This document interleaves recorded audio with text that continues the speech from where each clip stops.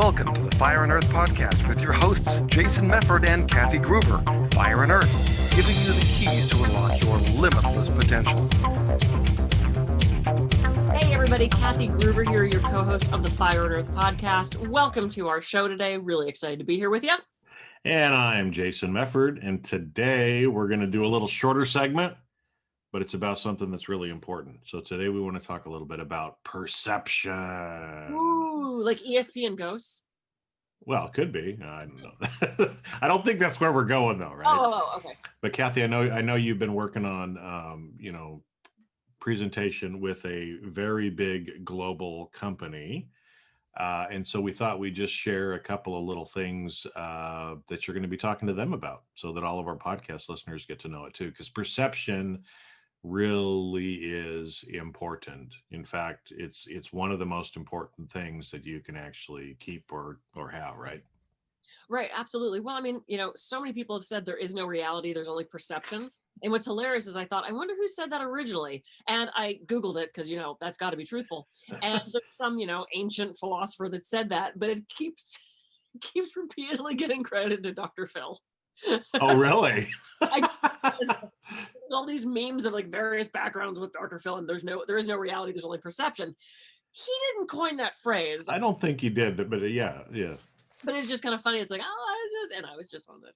Yeah. Anyway, so it's how we perceive things, and we're just coming out of the election. There's giant perceptions about what's going on. There's perceptions about what we're seeing. There's perceptions about what we believe. There's perceptions about what people think about us. And it's important to remember that we all perceive things differently. I have a very different perception of stress than a lot of people do. Climbing a ladder, doing flying trapeze, to a lot of people that's terrifying. To me, it's stress reduction.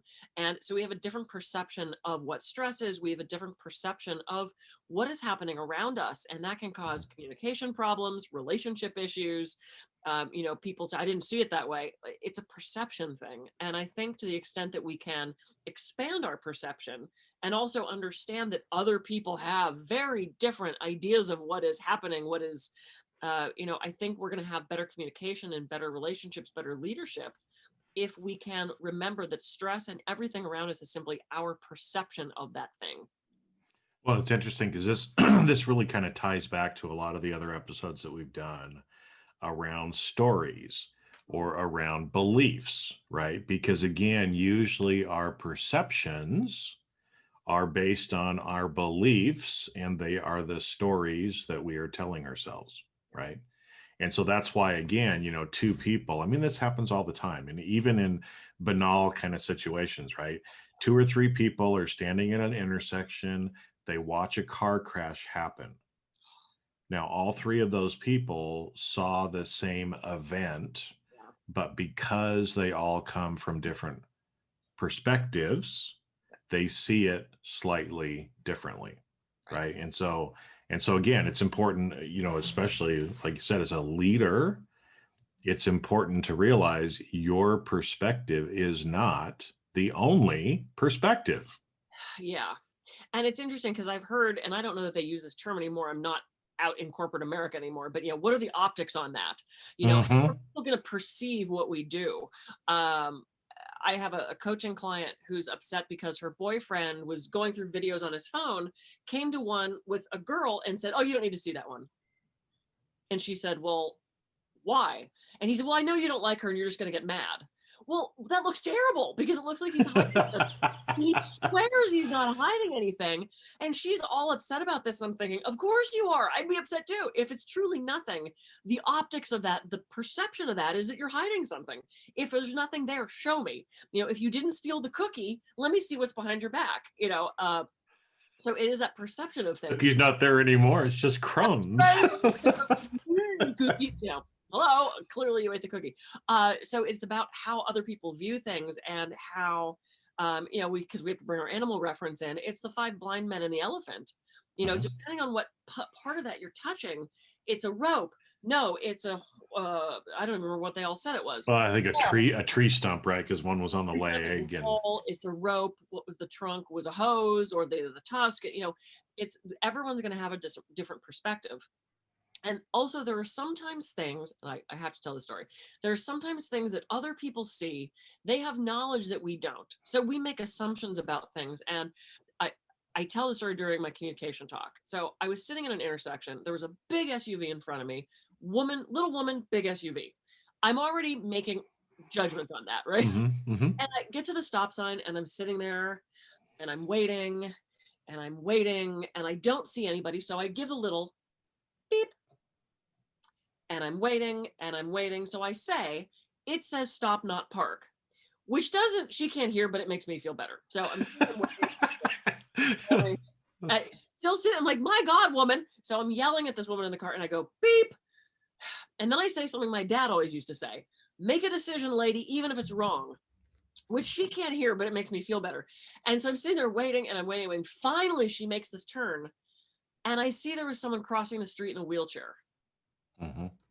And because her car was so big and I was behind her, I couldn't see what she saw. Who's the asshole? That would be me.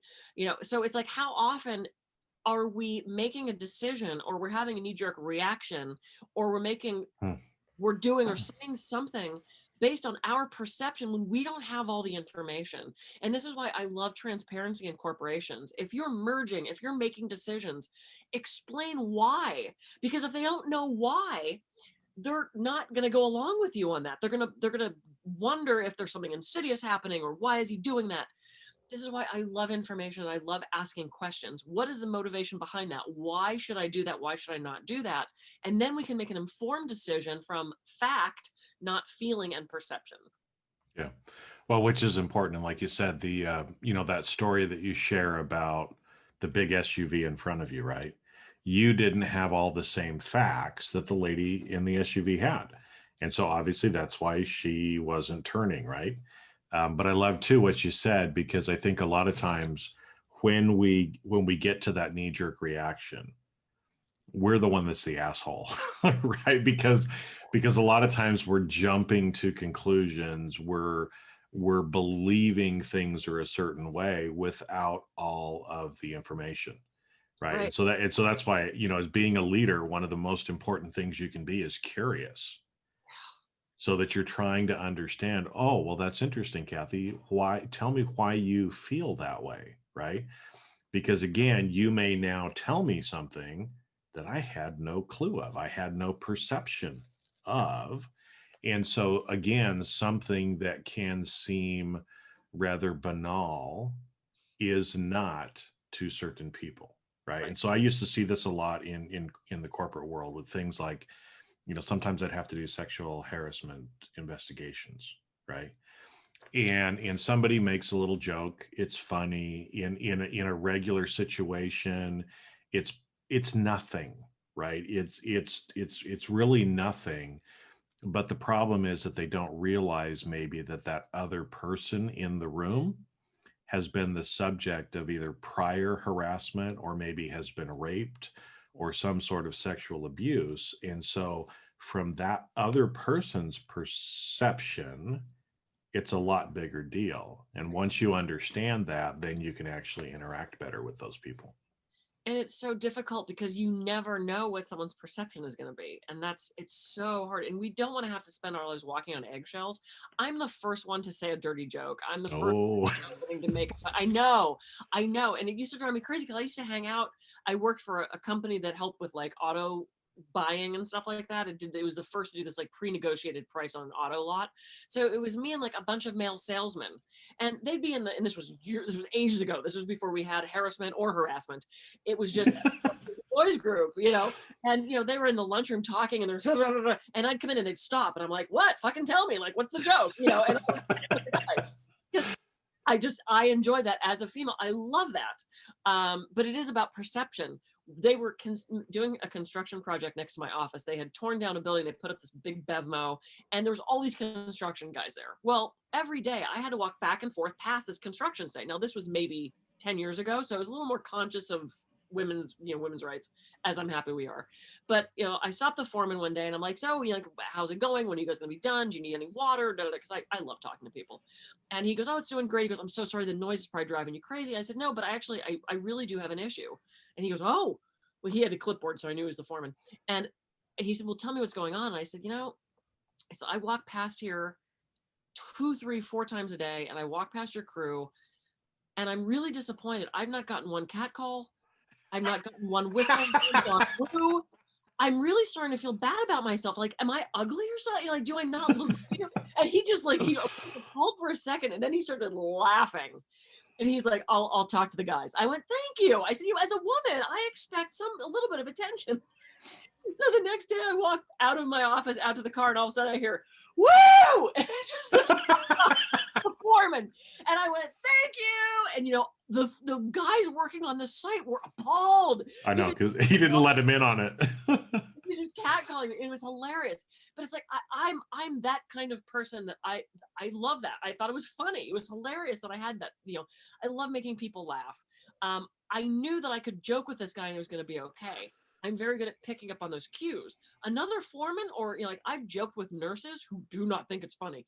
I'll make some joke about smoking crack or something, and they smoking crack. I'm like, no, I'm kidding. Like, how is this stuff going to land? Take that pause, as we've talked about, and think about how this stuff is going to land, and ask questions. I've said to clients, hey, do how are you with dirty jokes? Oh my God, I love them. Great, I have the joke of the week for you. Check in and make sure you have all the information before you honk at the woman in the SUV. All I'm saying. Well, and because, like you said, in all these different kind of examples that we've talked about, right, we never know how somebody else is going to take it. Sometimes, again, like the guys on the auto lot, they were trying to kind of protect you, right, if you will. But you're like, no, I want it. Right. Yeah. We might want to rephrase that, but yeah, I mean. Yeah, well, yeah, I mean, but that's where taking the pause and being curious and asking questions, right, really comes in, because we're not gonna know unless we actually ask, right? Yeah. You don't know unless you ask. And I think that's really important. To me, knowledge is power. I want more information. And I always, most often come from a place of curiosity. This is why I can strike up conversations with anyone and people walk away having had a really good conversation with me. And like Mike Mandel said, pretend they're the most interesting person in the world, and then pretend you're not pretending. And my boyfriend and I were talking about this, about starting conversations, and he's like, you can talk to anybody. And I said, I am curious about everything. I had a 45-minute conversation with a guy about computer coding.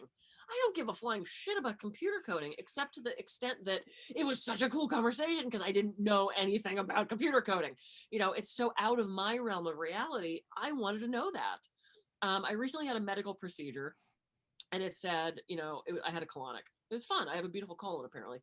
So I watched the whole time. It was actually really cool, because I'm a nerd for stuff like that. But the instructions were, drink this stuff, you have as many clear fluids as you want, blah, blah, blah. If you've had one, you're like, oh, I know this drill.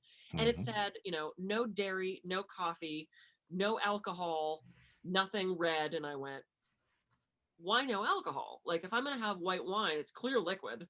It was election night. I figured I was going to have to drink either way. So when I talked to the nurse, I said, I'm just curious. I said, it says no alcohol. She goes, yeah. I said, why? Because to me, if it's going to kill me, I'm not going to have it. If it's just because, oh, well, it's inconvenient, then I might have a sip of wine. And she explained that because the stuff you're drinking to prep yourself is incredibly dehydrating. And alcohol is incredibly dehydrating. People pass out, and I kind of weighed that, and I went, huh, okay. Once I had that information, once I knew why, then I could make an informed decision. And I went, I don't need a glass of wine. Yeah. Well, and so it's, good. Again, I mean, kind of wrap up, right? Because this is going to be a little shorter episode for you today, but, think about, again, from a perception standpoint, a couple key points that we talked about, right? Everybody has a different perspective. It's okay. The perspective is usually, again, different based on their experiences, some of their beliefs that they've built up because of these experiences. And no one perception is right or wrong necessarily, right? Because, and until you learn, understand, get more information, communicate with the people, be curious, ask some questions, then, we're never going to understand why that other person maybe perceives something differently than we do. And if we want to communicate with people, if we want to develop great relationships with people, we have to relate to them and kind of see the world, from their perception, right? There's the old Native American thing, you never know a person until you walk a mile in their moccasins or something like that. I butchered that, but that's the whole idea, right? Is that until we learn more and understand more about the other person, we're never going to be able to fully understand why they perceive things the way they do. Yeah. And I love that you say that it's about putting yourself in another person's shoes, because, we did just come off an election, and as we sit here right now filming this, we don't actually know who won. There's we can kind of predict, but there's a couple states still in toss up. I'm sure there's going to be legal battles, but regardless of who comes out with 270 or more, this is a divided nation. And it's okay that we all have different views. The problem comes when we are mean about those views, when we judge someone for those views. And when I disagree with someone, I have clients of all ilks. I just love the word ilk, of all walks of life, of all religions, of all backgrounds. And I get curious about why they believe that. I get curious as to what happened in their life that would make them feel that way.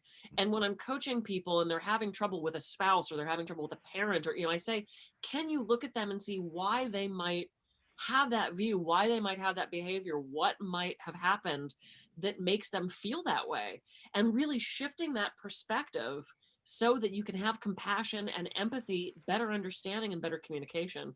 And to me, that's what the perception is. It's not just about the optics of what are our shareholders going to think. It really is about that human connection. And it's that bridging that us versus them gap so that we can get along better, because we're in a country that is United States, and we are not united right now. So I think shifting our perspective and knowing that other people have a different perception of things, and that's the key to all of it. Yep, it is. Wise wisdom. So this week, go out, and again, if there's people that don't believe what you believe, or, just start being curious and try to understand and see things a little bit differently. Change the way you perceive things, and realize we don't have all the information, and we're not necessarily the one that's right. And like Kathy, I love that, don't be the asshole in the situation, right? Because you're not actually seeing what the other person sees. Yeah. So great. All right. So with that, go out, have a great week, and we'll catch you on the next episode of the Fire and Earth podcast. See ya. Well, let's tell everyone how they can. Oh, yeah, that's right. I guess we should do that, right? I'm Jason Mefford. I can be reached at jasonmefford.com. And I'm Kathy Gruber. I can be reached at kathygruber.com. Now, go out. Now, go out, have a great week, and we'll catch you on the next Fire and Earth podcast.